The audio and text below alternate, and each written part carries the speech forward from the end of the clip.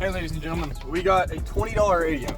$20 for the radio and these two speakers. These two speakers, junk. We're not using those. Those are pieces of junk.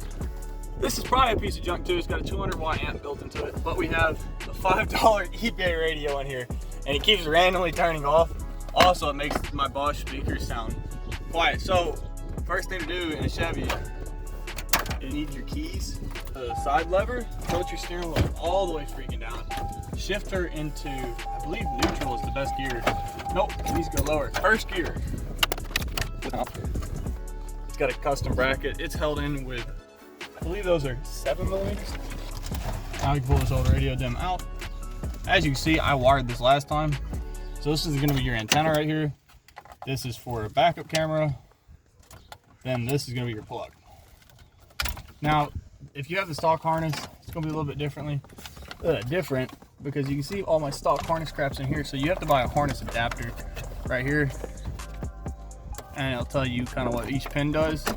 Then we have you can see where I've spliced in to this harness adapter, which will never be used again. This radio is probably not even sellable because it just randomly turns the flip off diagram. That's right. Yes, there's a color diagram. Don't do this if you don't have a color diagram. Otherwise, you're gonna be crying yourself to sleep trying to figure out where each wire goes. I'm just gonna be honest with you, baby girls. And boom, bada bing bong. Wonder if that screw, how important that screw is. Probably not. So we're just gonna leave that screw out for weight reduction. So never buy Sound Extreme. They are junk. It's a junk company. I wouldn't recommend this either. This is 20 bucks. It's the company's Dual, which I think they make like cheap electronics, I'm guessing. $20, and they had 2 speakers in there with it too. So this will fit, but we gotta mount it somehow. Mounting bracket, screwdriver. What we're gonna go do is my favorite thing in the world to do. It's called drill bits. We're gonna go get some drill bits. That's probably something we need to mathemize.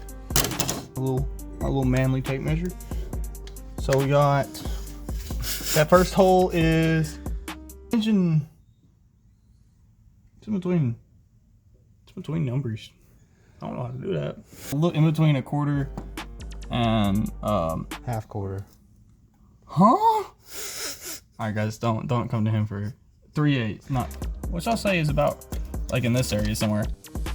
So I'll just say right behind this beam. Don't drill into the expensive Matco toolbox. Looky there, she's almost lining up. So what we'll just do is here somewhere, I'm guessing. I bet y'all wish y'all had the eyeballs on y'all. I got. Cause look, oh no, I eyeballed that really badly. Eyeball fixed. We have like a little slotted plate so you can kind of adjust it if it's not perfect. You know what I mean? Because apparently somebody didn't measure with a tape measure. Who would have done something like that? Some weirdo, that's what I'm telling you. So let's go back to the truck. Dang it, it's like somebody got the hole wrong.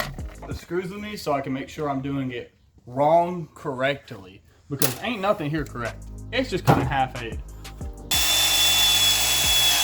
Nothing about that was very straight. Don't know why. Normally everything I do is very, very straight. That's a wide hole. That's how you know it's quality right there. This, and I know this is scary probably to a lot of people. You probably see this and you're like, I'm gonna die. Trust me, you are gonna die. Crimp. So now we've crimped this bottom section. Now we can take her. And now what we're gonna do is hold it. And we're going to crimp her here. And I like to get another crimp in the middle. Now you have to do a wire pull test. Make sure you got good contact between your wires. So guys, I think it's better if I explain than instead of making you guys watch me and Carter kind of go back and forth talking. So what I'm doing is I'm just taking the radio and what the radio wires mean and the colors, and I'm just crimping those onto what that other harness's wires mean using the color diagrams I have for both of them. And I'm hooking them all up and get them ready to go. So what we're gonna do is we're gonna take this. So this is our backup camera, and it's gonna plug into where you see cam in. Then we have our antenna, which goes to that right there. You see that baby girl right there? Yes. I'll highlight it. And then that plugs into your antenna port right here. Girl right here, see this right here? She plugs in here. Okay? She plugs in like that. We're gonna kind of just sit her in here for now.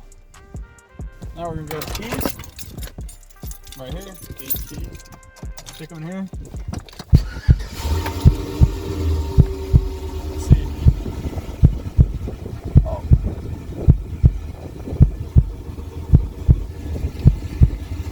So it didn't work, and I instantly thought I did something wrong. So we started testing the ground and seeing the power wires, and we didn't really have power going even to the factory harness, making me know it was before the harness. So we went to the first plot that I could think of before the harness.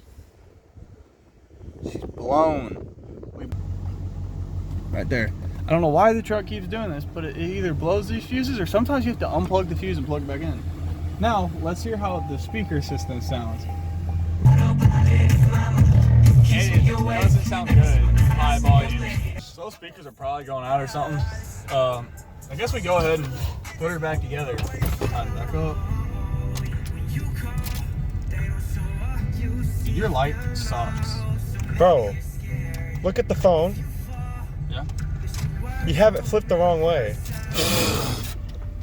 Better. Look how blurry that camera is.